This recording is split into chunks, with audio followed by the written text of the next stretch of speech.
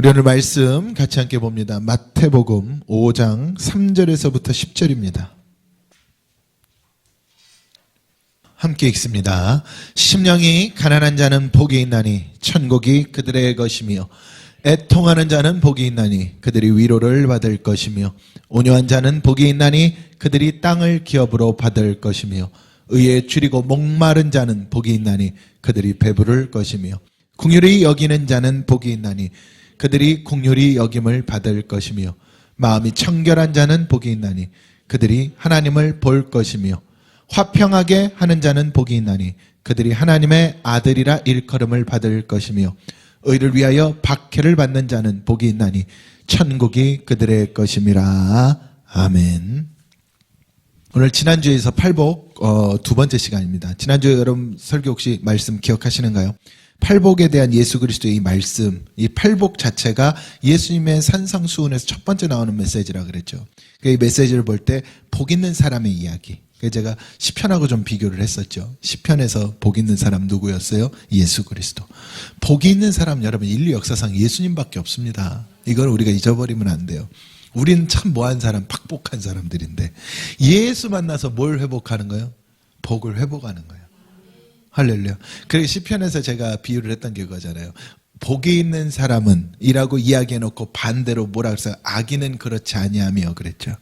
그러니까 악인의 삶이라는 건 어떻다는 거예요? 우리의 삶이에요, 그게. 근데 예수라는 복 있는 사람을 만나서 죄인 되었던 우리들이, 악인이었던 우리들이 뭘로 바뀐 거예요? 예수 안에서 의인으로 바뀐 거예요. 그냥 의인으로 바뀌었다고 하면 안 됩니다. 예수 안에서 의인으로 바뀐 거죠. 그래서 바울이 고백했던 것처럼 나는 죽고 내 안에 예수 그리스도로 산다. 그 예수 그리스도로 살 때에 우리가 무엇 된다? 의인 된다. 할렐루야. 그렇게 의인 돼야 뭐가 임하고? 성령이 충만하게 임하고 그 충만한 성령을 통해서 우리가 이 팔복의 삶을 이루어갈 수가 있다. 이렇게 말하는 거죠. 그래서 항상 이야기하는 것처럼 이 팔복의 은혜가 내게도 있어야 된다. 내 안에도 이제 있을 수가 있게 된 거예요. 왜? 성령을 통해서. 그래서 성령을 받는다는 것이 왜 중요하냐? 예수님이 제자들에게 이것을 가르치셨지만 제자들에게 이게 이루어지기 시작한 건 언제부터예요? 오순절 성령 강림 사건 이후부터입니다. 그러니까 이 모든 삶을 우리가 이룰 때에 무엇을 통해서 이루어? 성령 통해서 이루어라. 이렇게 이야기를 하신 거죠. 그래서 우리의 삶이 예수 중심으로 가려면 내가 반드시 뭐 받아라? 성령 받아라. 그걸 성경을 통해 우리 가르쳐 줍니다. 그래서 제가 팔복을 이야기할 때 그랬죠. 팔복은 심령이 가난한 자 복이 있나니 무슨 복? 천국의 복. 그리고 마지막으로 의를 위하여 박해를 받는 자 복이 있나니 무슨 복? 천국의 복. 그래서 제가 이 팔복을 이야기할 때 뭐라 그랬어요? 천국으로 시작해서 천국으로 끝난다. 복이라는 것. 그러니까 팔복이잖아요. 심령이 가난한 자는 복이 있나니 그 복이 뭐냐? 천국이 저희 것입니다. 그러니까 우리가 바라볼 때 이 팔복, 이 복의 시작과 끝은 뭐다? 천국이다. 그래서 여러분 본질이 뭐예요? 구원인 거예요. 복의 본질이. 그러니까 누가 중요하겠어요? 예수가 중요하죠. 사실은 이게 이 팔복의 핵심입니다. 그래서 팔복은 누구에 대한 이야기다? 예수님에 대한 이야기다. 너희 이렇게 해서 복받아의 이야기보다 예수님에 대한 이야기예요. 그러면 예수가 내 안에 들어오면 우리도 뭘 품겠어요? 이 팔복의 마음을 품어. 심령이 가난한 자가 되고, 그렇죠? 심령이 가난한 자가 되고, 애통하는 자가 되고, 온유한 자가 되고, 이 마음을 우리가 품게 되는 거예요. 누가 내 안에 들어오면? 예수가 내 안에 들어오면. 그러니까 내가 품으려면 품을 수 없는 메시지인 거죠. 그래서 제가 지난 시간에 심령이 가난한 자, 애통하는 자, 온유한 자, 의에 줄이고 목마른 자 이야기했죠. 혹시 기억이 안 나시는 분들은 교회 유튜브에 올라가 있으니까 한번 다시 들어보시면 연결이 되실 거라 생각이 되고요. 오늘은 그러면 긍휼히 여기는 자는 복이 있나니, 할렐루야. 긍휼히 여기는 자는 복이 있나니 그들이 긍휼히 여김을 받을 것이며, 이렇게 이야기합니다. 여러분, 긍휼하다는 게 사전적 의미로는 어떻게 됩니까? 불쌍히 여긴다, 가엾게 여긴다, 이러한 의미를 가지고 있죠. 긍휼히 여긴다는 것 자체가. 그럼 이 긍휼히 여긴다는 게 왜 중요하냐? 여러분, 누구보다 긍휼함이 필요한 사람 누굽니까? 나예요, 나.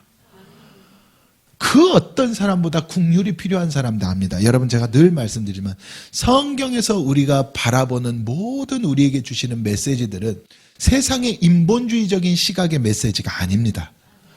우리가 세상에 나아가서 바라볼 때 어떤 사람들을 보면 저 사람 참 불쌍하다, 이 사람 불쌍하다 라고 여기는 것은 복음과는 다른 이야기입니다.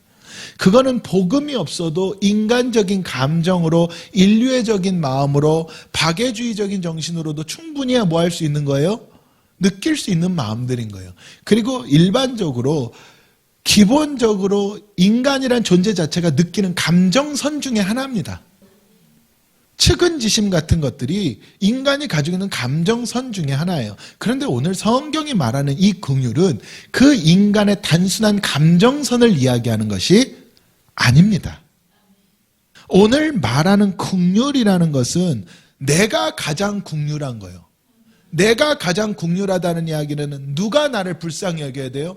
하나님 나를 불쌍히 여겨주셔야 된다. 그래서 여러분 복음서에 보면 어떤 말이 있습니까? 예수 그리스도가 지나갈 때 다윗의 자손 예수여 나를 불쌍히 여기소서, 소경이 이야기하잖아요.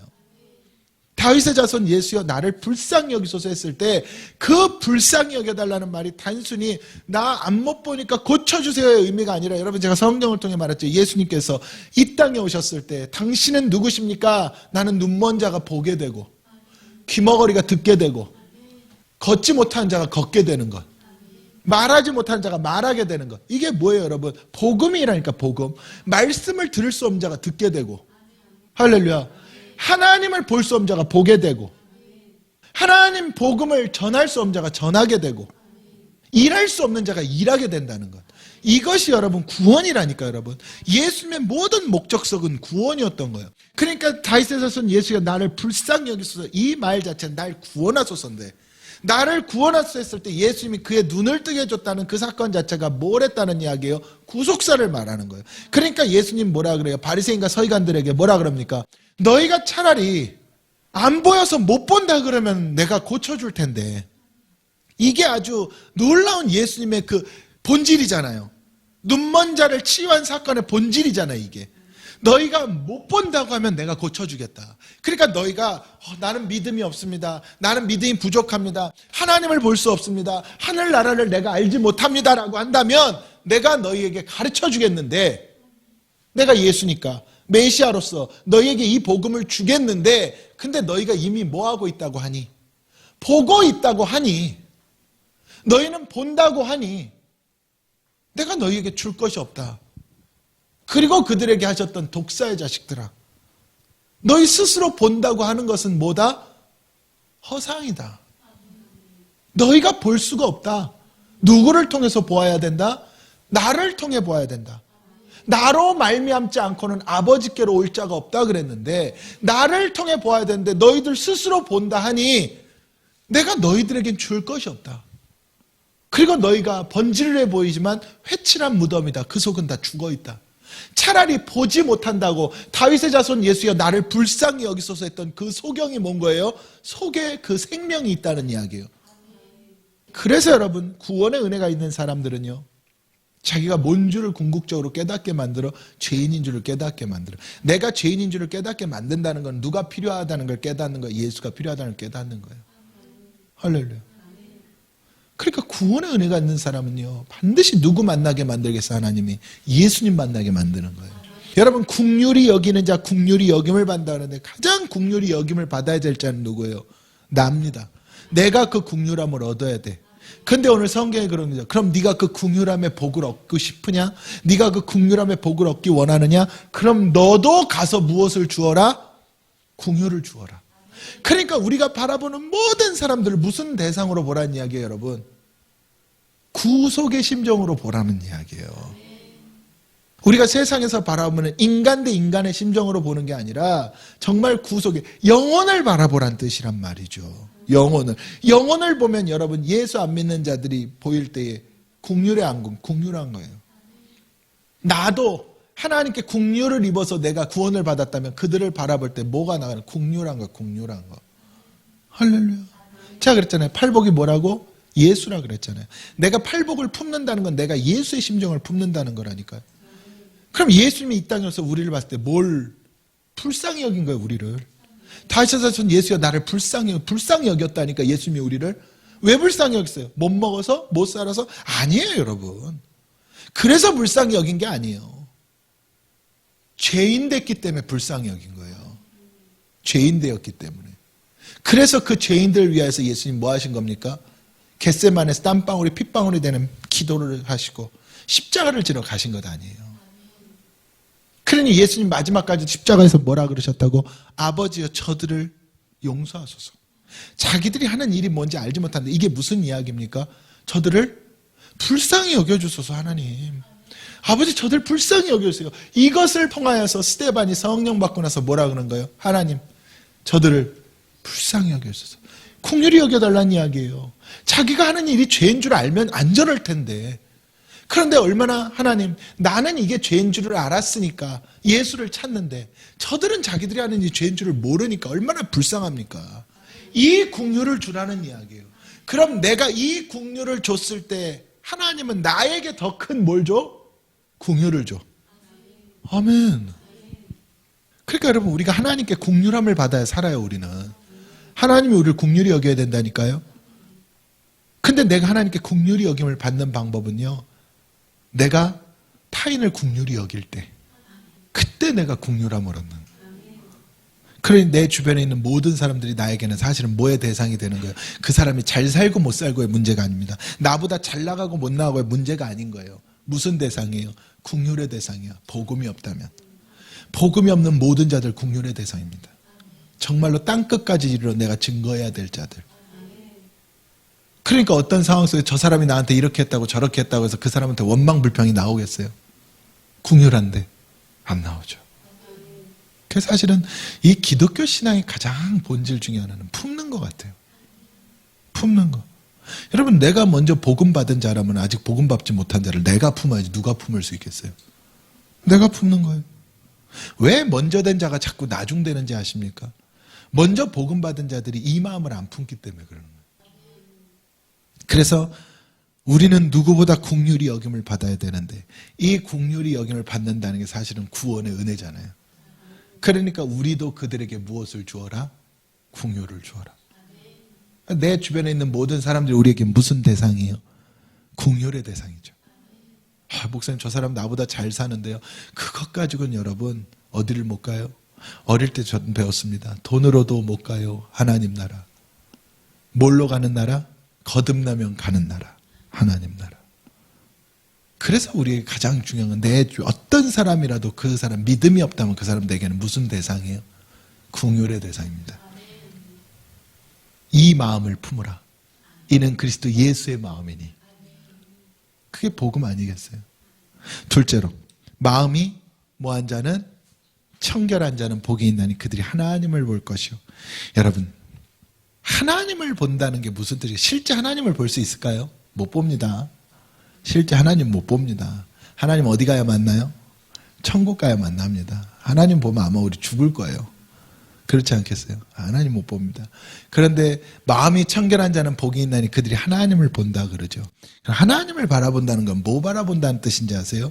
위를 바라본다는 뜻이잖아요.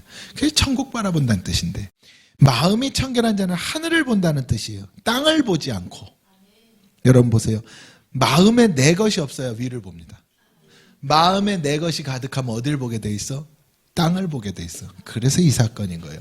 예수님이 오셨을 때, 예수님이 복음서에 계실 때 누가 부자 청년이 딱 찾아오잖아요. 부자 청년이 딱 찾아와가지고 예수님한테 물어보죠. 영생을 얻으려면 어떻게 해야 됩니까? 그러잖아요. 그럼 영생을 얻는다는 게 어디 보고 싶다는 이야기예요? 하늘 보고 싶다는 이야기 아니에요? 천국 보고 싶다는 이야기잖아요. 하늘 소망이 있다는 이야기잖아요. 우리가 찬양하는 것처럼 내가 지금은 비록 땅을 버타며 살지라도 우리가 궁극적으로 어디 보고 싶다는 이야기, 하늘 보고 싶다는 이야기잖아요.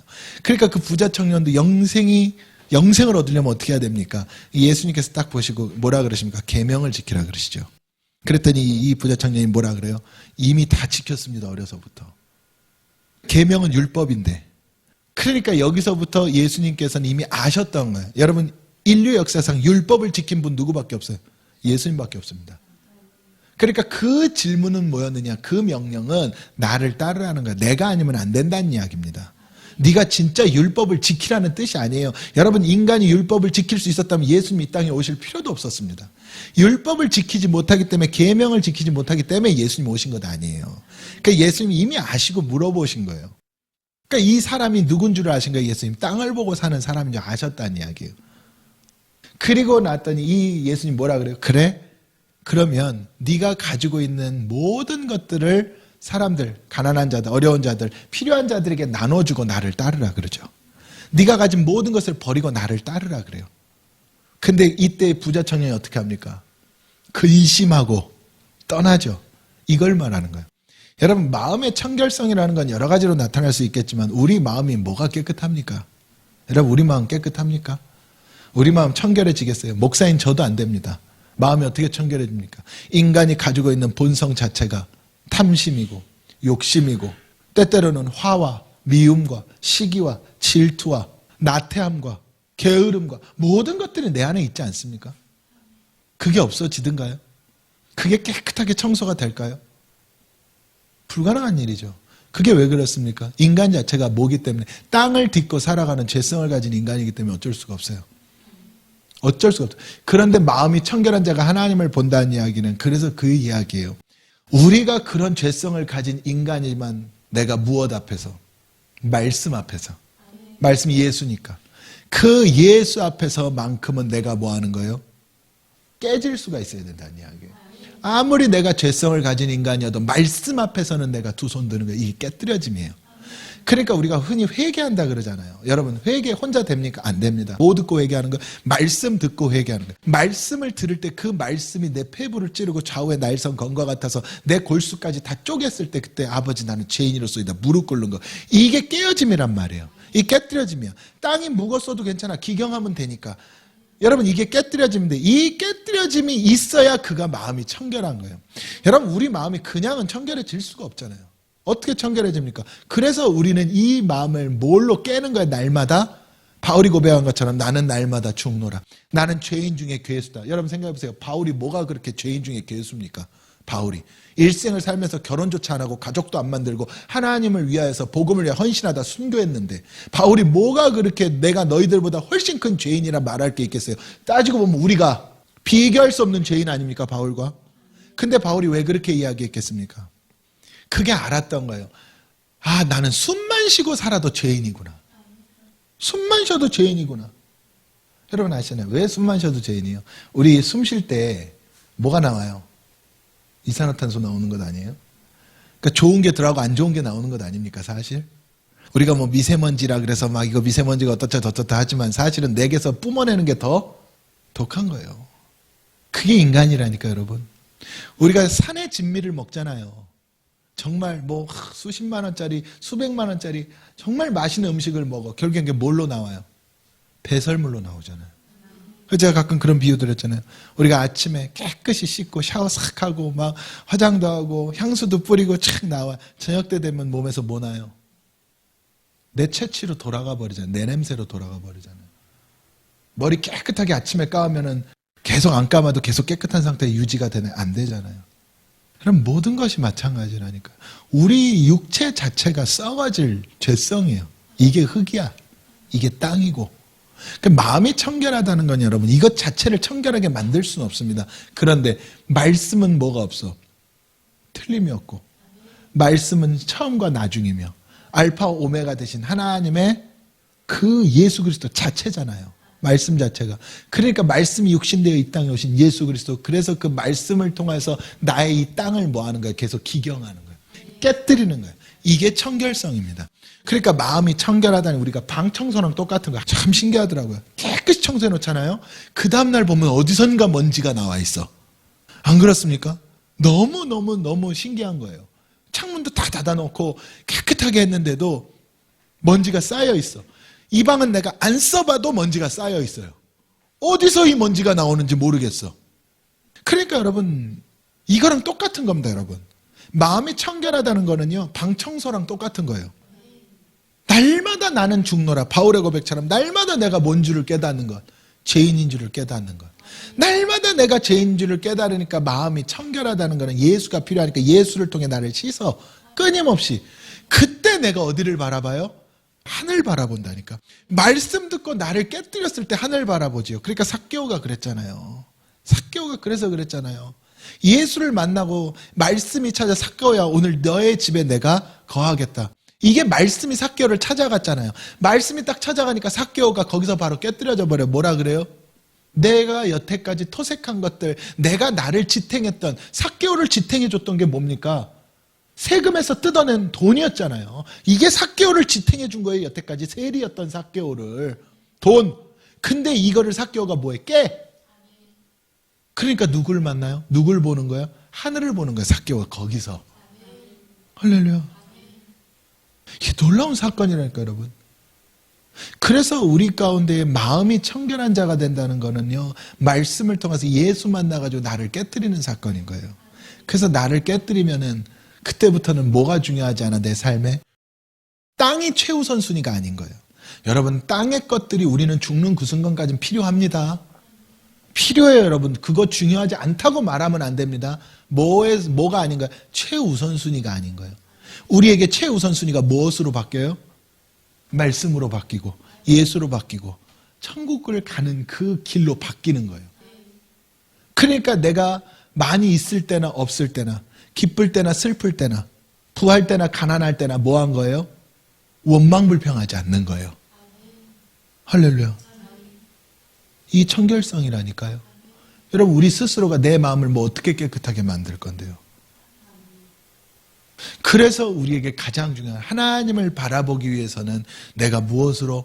말씀 가운데 나를 깨뜨리는 방법밖에 없더라고요. 정말 말씀 가운데 나를 깨뜨리는.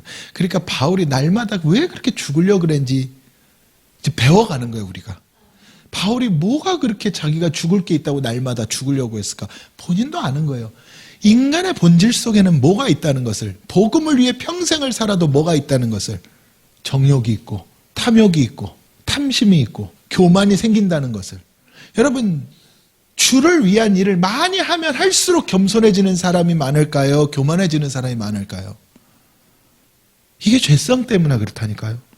따지고 보면 주를 위한 일을 하면 할수록 겸손해져야 되잖아요. 근데 그건 이상이죠, 이상. 실제로는 그렇게 안 돼. 뭐 조금 하면은 교만해진다니까, 나도 모르게.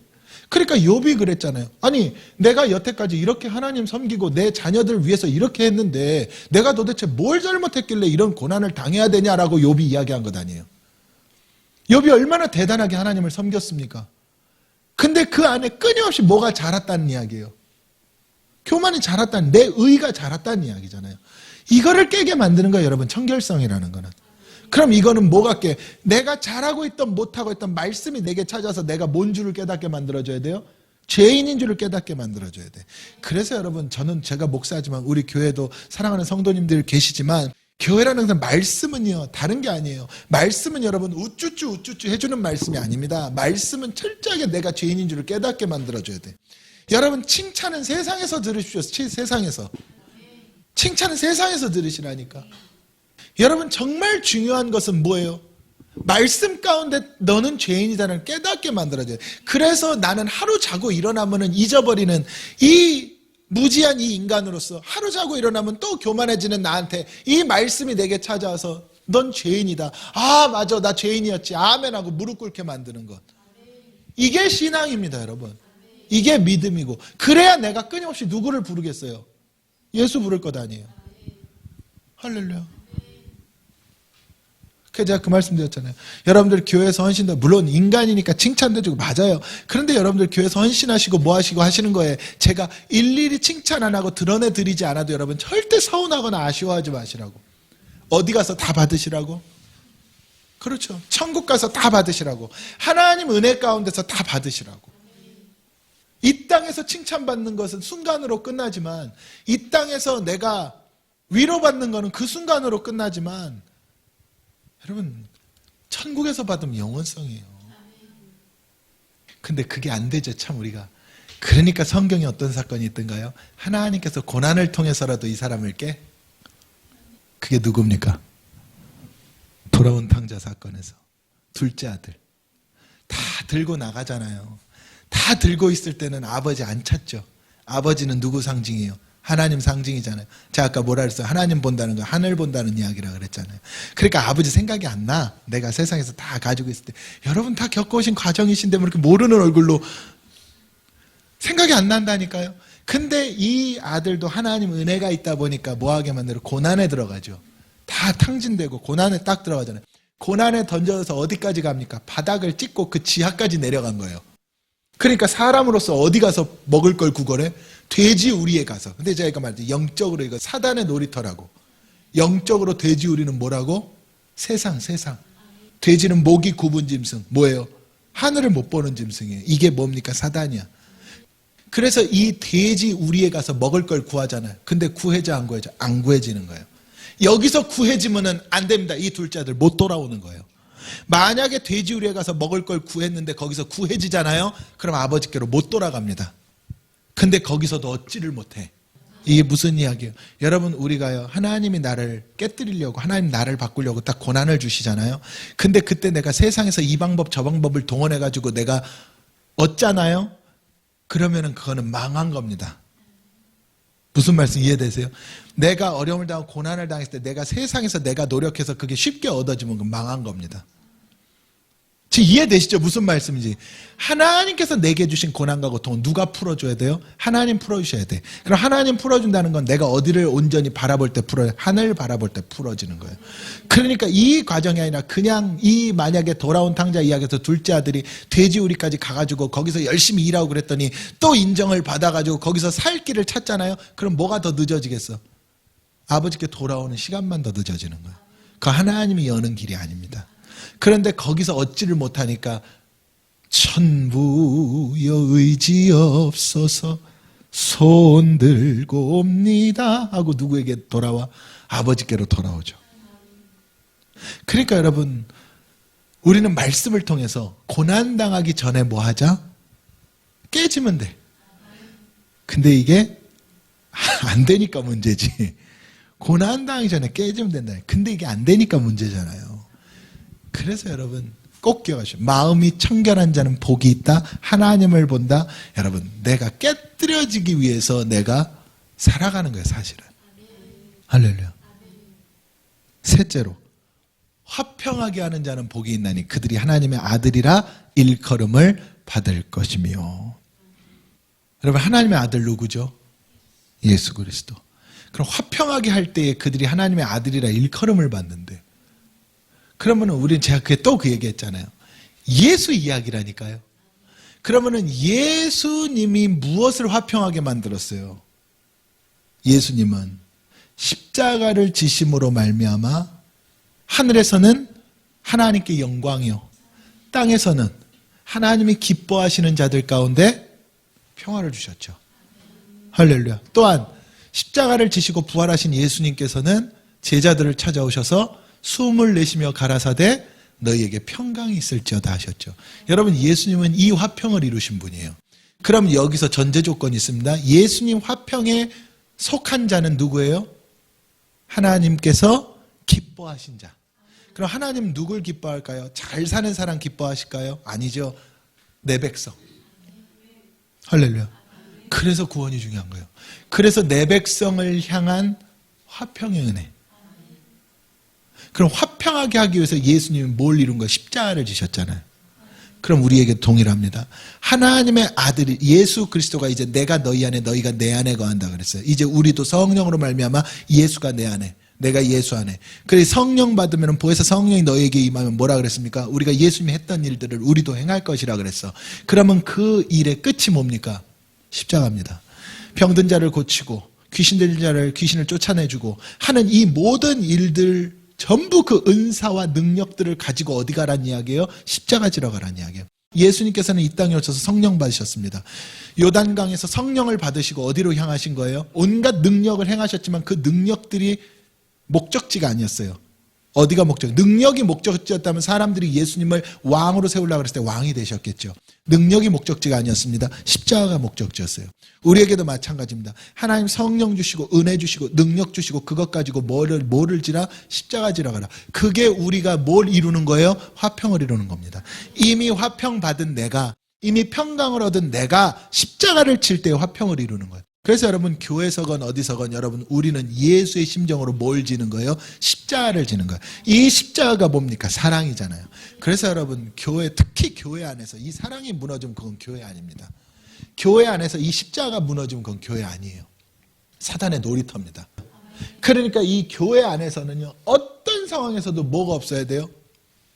분란이 없어야 되고, 오해가 없어야 되고, 분쟁이 없어야 되고, 기쁨과 감사만 넘쳐야 돼. 맞잖아요. 분란이나 오해나 분쟁이나 원망이나 불평이나 시기나 이런 것들은 다 누구의 것들입니까? 사단 마귀의 것들이잖아요. 그렇죠. 그런데 이곳에 하나님의 화평이 있고 우리가 서로가 십자가를 지는 작은 예수라면 이곳에 그런 일이 있겠어요, 없겠어요? 한 길로 왔다가 7길로 도망가겠죠.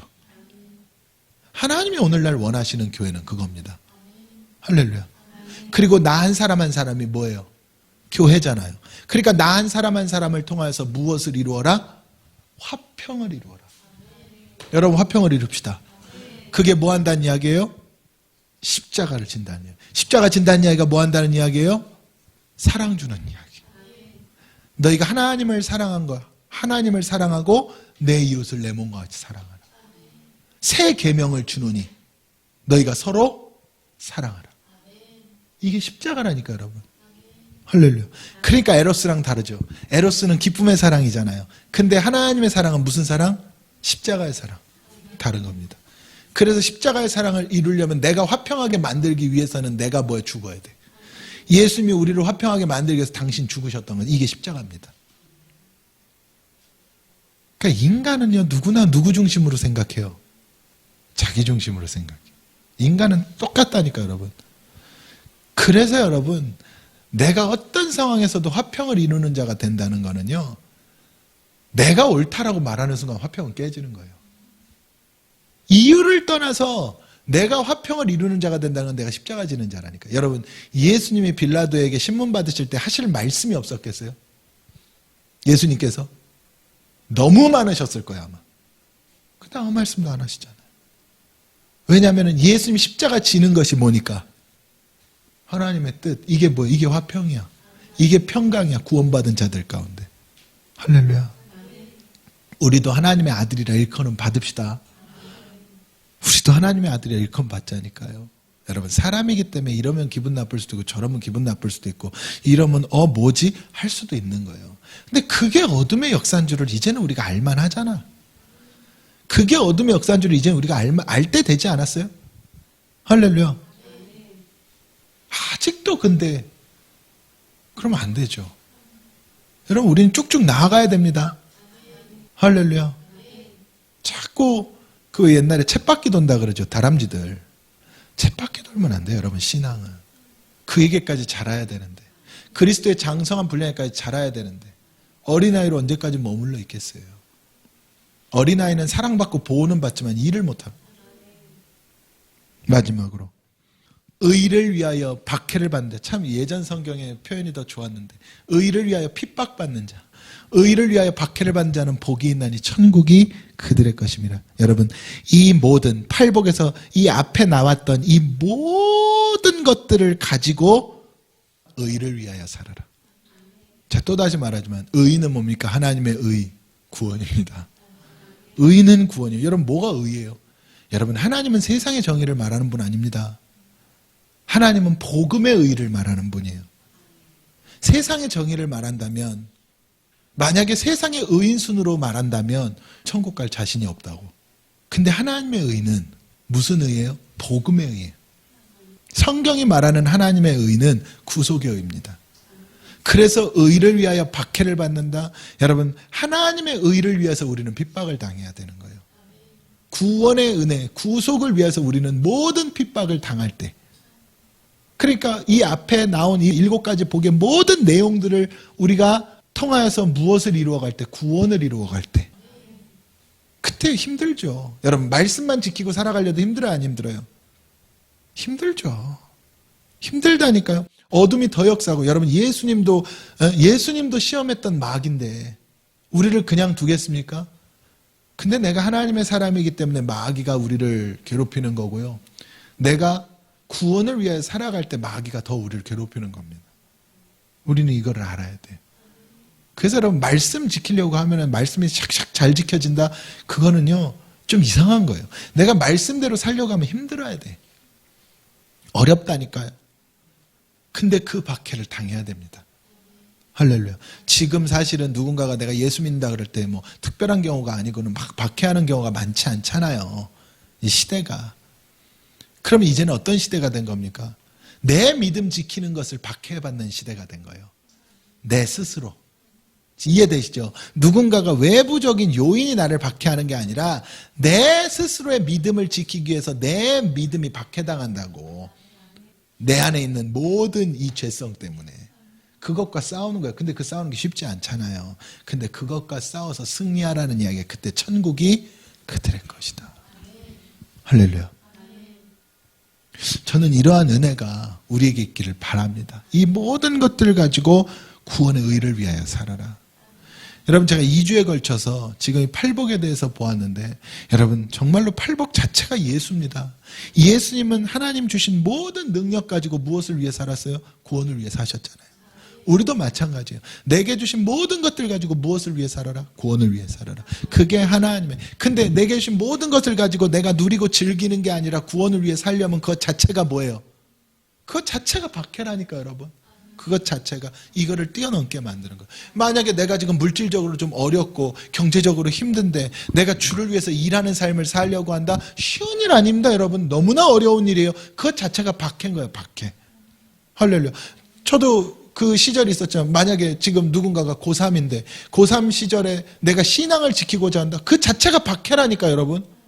고3 때 일반적으로 생각하면 주일날도 얼마나 특강이 많아요. 그거 들으러 다녀야죠.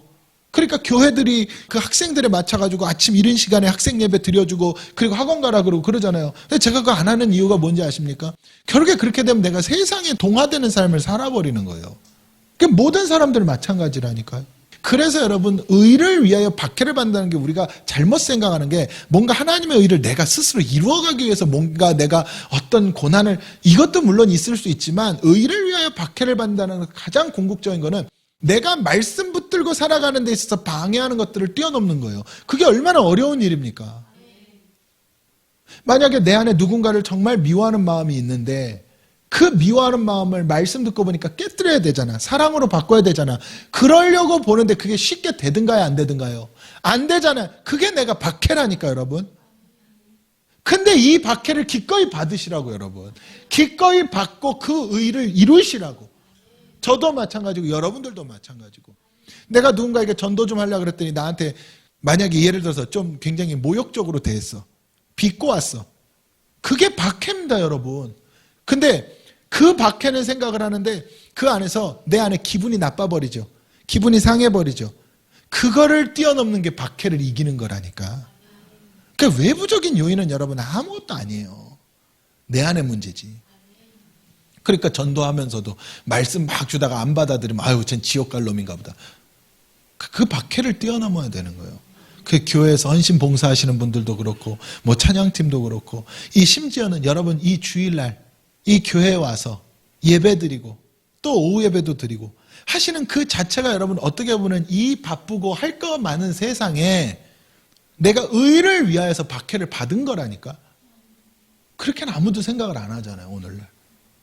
이 물질이 최우선인 세상에서 내가 하나님 앞에 헌신하고 11조하고 헌금하고 이 자체가 박해라니까, 여러분. 쉽습니까? 어렵죠. 대중매체에서조차 11조라는 그 단어를 가지고 조롱을 하는 시대인데 안 그렇습니까? 시대마다 박해는 다른 거예요. 일제시대와 같은 박해는 이제 우리한테 없다니까요. 근데 보세요. 코로나 때도 다른 모습의 박해가 있었죠. 심지어는 교회들이 양분돼가지고 싸웠잖아요. 예배를 드려야 하네 말아야 하네 하면서. 그러니까 여러분 이제는 시대의 박해가 늘상 변화되고 달라집니다. 그런데 이 박해의 근본은 어디에서 찾아야 돼? 내 안에서. 내가 하나님의 의를 이루어가는 데 있어 방해하는 것들이 있다면 그게 박해예요, 여러분. 그 박해를 피하지 마십시오. 저는 그 역사가 있기를 주님의 이름으로 축원합니다. 그래서 심령이 가난한 자는 복이 있나니 천국이 저희 것이며. 한번 쭉 한번 보고 끝내볼까요? 애통하는 자는 복이 있나니 그들이 위로를 받을 것이요. 온유한 자는 복이 있나니 그들이 땅을 기업으로 받을 것이요. 의에 추리고 목마른 자는 복이 있나니 그들이 배부를 것이요.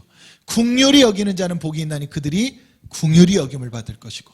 마음이 청결한 자는 복이 있나니 그들이 하나님을 볼 것이고 화평하게 하는 자는 복이 있나니 그들이 하나님의 아들이라 일컬음을 받을 것이고 마지막으로 의를 위하여 박해를 받는 자가 있다면 그들이 복이 있나니 천국이 그들의 것이라.